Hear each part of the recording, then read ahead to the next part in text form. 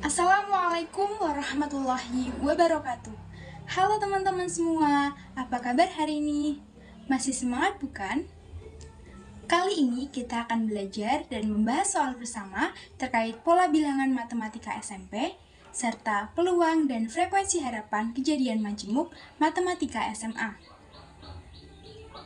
Perkenalkan, kami dari kelompok 11, mata kuliah Kapita Selekta Matematika, dosen pengampu Bapak Adi Satrio Ardiansyah SPD MPD. Sebelumnya, kenalan dulu yuk sama anggota kelompok kami.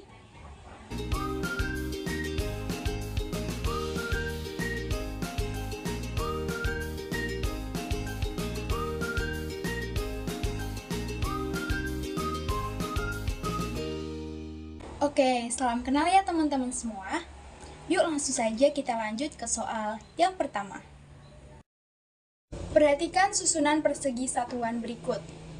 Banyaknya persegi satuan berwarna kuning, jika banyak persegi satuan berwarna putih ada sebanyak 68 persegi satuan adalah. Tahukah kalian bagaimana cara menyelesaikan soal tersebut? Sebelum masuk ke pembahasan, kita identifikasi terlebih dahulu capaian pembelajaran dari soal tersebut, yaitu peserta didik dapat mengenali, memprediksi, dan menggeneralisasi pola dalam bentuk susunan benda dan bilangan. Ingin tahu bagaimana cara menyelesaikannya? Yuk simak penjelasan berikut. Simak baik-baik ya.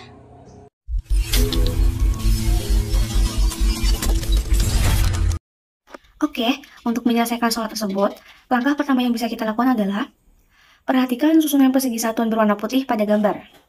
Susunan persegi pertama menunjukkan ada 4 persegi satuan berwarna putih.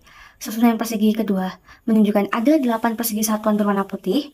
Susunan persegi ketiga menunjukkan ada 12 persegi satuan berwarna putih, dan sampai seterusnya.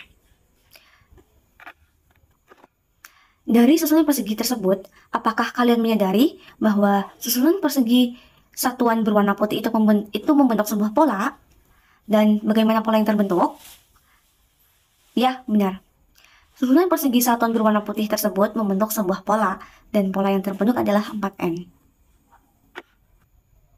Jika diperhatikan lagi, kita dapat menyimbolkan susunan persegi satuan berwarna putih pada pola yang pertama sebagai P1, pola kedua sebagai P2, pola ketiga sebagai P3, dan sampai seterusnya sampai dengan pola ke N. Berarti kita dapatkan P1 sama dengan 4 dikali 1 sama dengan 4, P2 sama dengan 4 dikali 2 sama dengan 8, P3 sama dengan 4 dikali 3 sama dengan 12, hingga seterusnya sampai Pn sama dengan 4 dikali N sama dengan 4N.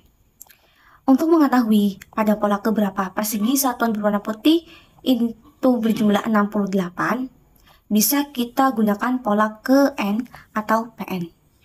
Pn sama dengan 4N. Kita masukkan Pn sama dengan 68 sehingga diperoleh 68 sama dengan 4N. Selanjutnya, kita kalikan kedua ruas dengan seperempat, maka didapatkan 68 dikali seperempat sama dengan 4N dikali seperempat. Ekuivalen 68 per 4 sama dengan 4N per 4. Ekuivalen 17 sama dengan N, ekuivalen N sama dengan 17. Nah, di sini kita dapatkan N sama dengan 17. Ini artinya pada pola ke-17 persegi satuan berwarna putih itu berjumlah 68. Langkah selanjutnya yang bisa kita lakukan adalah perhatikan susunan persegi satuan berwarna kuning pada gambar. Susunan persegi pertama menunjukkan ada 1 persegi satuan berwarna kuning. Susunan persegi kedua menunjukkan ada 4 persegi satuan berwarna kuning. Susunan persegi ketiga menunjukkan ada 9 persegi satuan berwarna kuning. Dari susunan persegi tersebut, apakah kalian menyadari bahwa susunan persegi satuan berwarna kuning itu membentuk sebuah pola? Dan bagaimana pola yang terbentuk? Ya, susunan persegi satuan berwarna kuning itu membentuk sebuah pola, dan pola yang terbentuk adalah pola bilangan kuadrat, atau kita bisa simbolkan dengan N kuadrat. Kita dapat menyimbolkan susunan persegi berwarna kuning pada pola pertama sebagai K1, pola kedua sebagai K2, pola ketiga sebagai K3, sampai dengan pola ke N kita bisa simbolkan dengan Kn. Berarti didapatkan K1 sama dengan 1 kuadrat sama dengan 1, K2 sama dengan 2 kuadrat sama dengan 4, K3 sama dengan 3 kuadrat sama dengan 9, hingga seterusnya sampai Kn sama dengan N kuadrat. Sehingga untuk mendapatkan banyaknya persegi satuan berwarna kuning jika banyak persegi satuan berwarna putih ada sebanyak 68 persegi satuan, sama saja kita mencari nilai Kn ketika N sama dengan 17 dengan cara substitusikan N sama dengan 17 ke dalam Kn sama dengan N kuadrat. Maka didapatkan Kn sama dengan 17 kuadrat, Kn sama dengan 289. Jadi, diperoleh banyaknya persegi satuan berwarna kuning jika banyak persegi satuan berwarna putih ada sebanyak 68 persegi satuan adalah 289 persegi satuan. Jadi, jawabannya adalah 289 persegi satuan. Oke, gimana nih teman-teman semua? Sudah paham bukan dengan pembahasan soal yang tadi? Yuk langsung saja kita lanjut ke soal yang kedua. Busi merupakan komponen penting dalam sistem pengapian motor.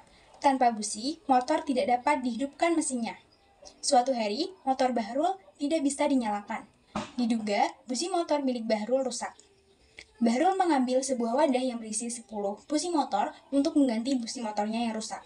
Dalam wadah tersebut terdapat 7 busi motor yang rusak dan 3 busi motor yang normal. Bahrul mengambil satu persatu busi dari dalam wadah dan mencobanya tanpa dikembalikan. Bahrul akan menghentikan pengambilannya jika sudah mendapatkan busi yang normal dan menyimpan busi yang tidak terpakai ke tempat semula. Jika Bahrul mendapatkan busi yang normal pada pengambilan keempat, berapa frekuensi harapan Bahrul mendapatkan busi yang normal pada pengambilan keempat?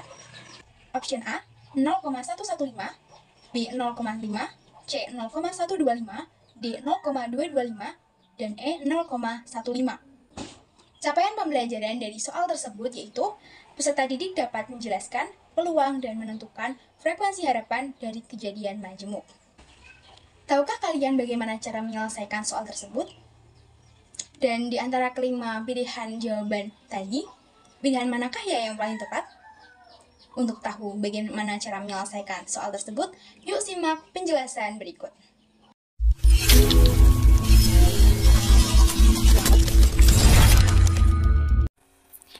Kita cermati dulu soalnya. Diketahui Bahrul mengambil sebuah wadah yang berisi 10 busi motor. Berarti banyak busi keseluruhan atau NS ada 10. Kemudian dalam wadah tersebut terdapat 7 busi motor yang rusak dan 3 busi motor yang normal. Nah, dari pernyataan ini kita ketahui misalkan R itu busi yang rusak dan N besar busi yang normal, maka banyak busi yang rusak atau NR ada 7 dan banyak busi yang normal atau N dari N besar ada 3. Selanjutnya, Bahrul mengambil satu persatu busi dari dalam wadah dan mencobanya tanpa dikembalikan. Bahrul akan menghentikan pengambilannya jika sudah mendapatkan busi yang normal dan menyimpan busi yang tidak terpakai ke tempat semula. Nah, dari pernyataan ini berarti Bahrul hanya melakukan satu kali percobaan atau satu kali putaran hingga dia mendapatkan busi yang normal. Kemudian, jika Bahrul mendapatkan busi yang normal pada pengambilan keempat, ini berarti pada pengambilan pertama hingga ketiga dia mendapatkan busi yang rusak, dan pengambilan keempat baru mendapatkan busi yang normal. Pertanyaannya adalah berapa frekuensi harapan Bahrul mendapatkan busi yang normal pada pengambilan keempat. Nah, ini ada gambar buat memudahkan teman-teman mengilustrasikannya nanti. Kita cari terlebih dahulu peluang terambilnya busi normal pada pengambilan keempat. Kita misalkan R1, R2, dan R3 adalah kejadian terambilnya busi yang rusak pada pengambilan pertama, kedua, dan ketiga. Kemudian N4 kita misalkan kejadian terambilnya busi yang normal pada pengambilan keempat. Pengambilan ini kita lakukan secara urut dan tanpa pengembalian. Jadi N4 akan terjadi ketika R3 telah terjadi, kemudian R3 akan terjadi setelah R2 terjadi, begitu pula dengan R2 akan terjadi setelah R1 terjadi. Sehingga dapat kita lihat peluang dengan bentuk pengambilan seperti ini itu sesuai dengan konsep peluang bersyarat. Jadi peluang N4 dapat kita peroleh dari PR1 irisan R2 irisan R3 irisan N4. Atau juga dapat kita tulis PR1 kali PR2 jika diketahui R1 kali PR3 jika diketahui R1 irisan R2 dikali PR4 jika diketahui R1 irisan R2 irisan R3. Yang pertama, PR1. PR1 itu merupakan peluang terambilnya bus yang rusak pada pengambilan pertama. Jadi PR1 dapat kita peroleh dari banyak bus yang rusak dibagi banyak busi keseluruhan atau NR per NS sehingga diperoleh 7/10. Selanjutnya kita mencari PR2 jika diketahui R1. Nah, PR2 jika diketahui R1 ini maksudnya adalah peluang terambilnya bus yang rusak pada pengambilan kedua setelah pengambilan pertama.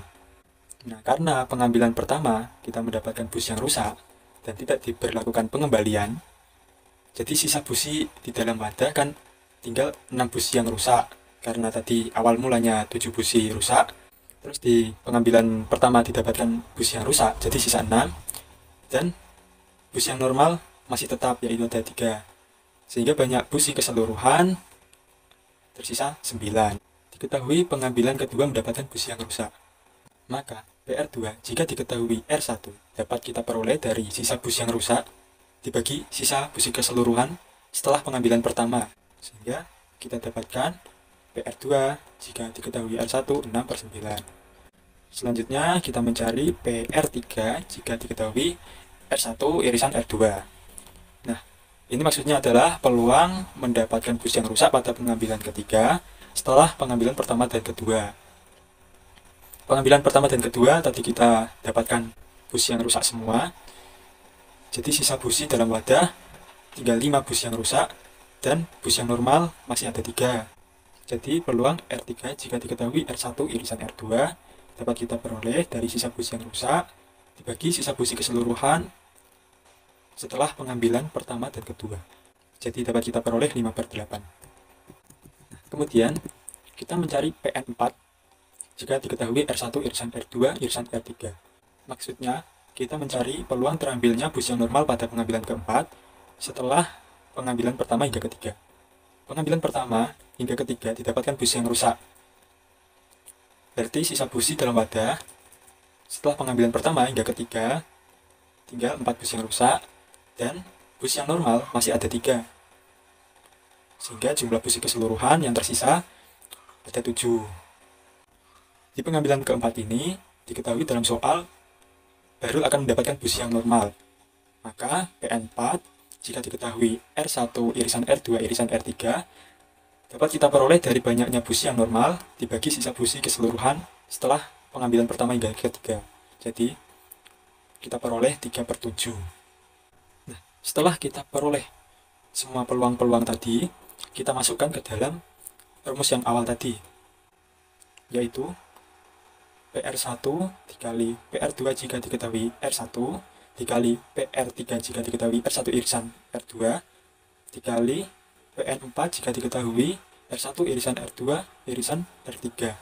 Nah, kita masukkan PR1 itu 7/10, PR2 jika diketahui R1 6/9, PR3 jika diketahui R1 irisan R2 kita dapatkan tadi 5/8, dan PN4 jika diketahui R1 irisan R2 irisan R3 kita peroleh 3/7. Kita kalikan semua, kita dapatkan 1/8. Nah, pertanyaannya itu kita disuruh mencari frekuensi harapan. Nah, untuk mencari frekuensi harapan, kita tinggal mengkalikan banyaknya percobaan dengan peluang N4 atau peluang R1 irisan R2 irisan R3 irisan N4. Nah, tadi kita ketahui banyaknya percobaan itu dilakukan 1 kali, sehingga frekuensi harapannya itu 1 dikali 1/8. Kita peroleh 1/8 atau 0,125. Jadi, frekuensi harapan baru mendapatkan bus yang normal pada pengambilan keempat adalah 0,125. Jadi, jawaban yang benar C, 0,125.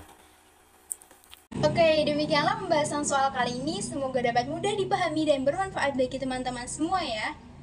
Tetap semangat menjalankan aktivitas. Terima kasih dan sampai jumpa. Wassalamualaikum warahmatullahi wabarakatuh.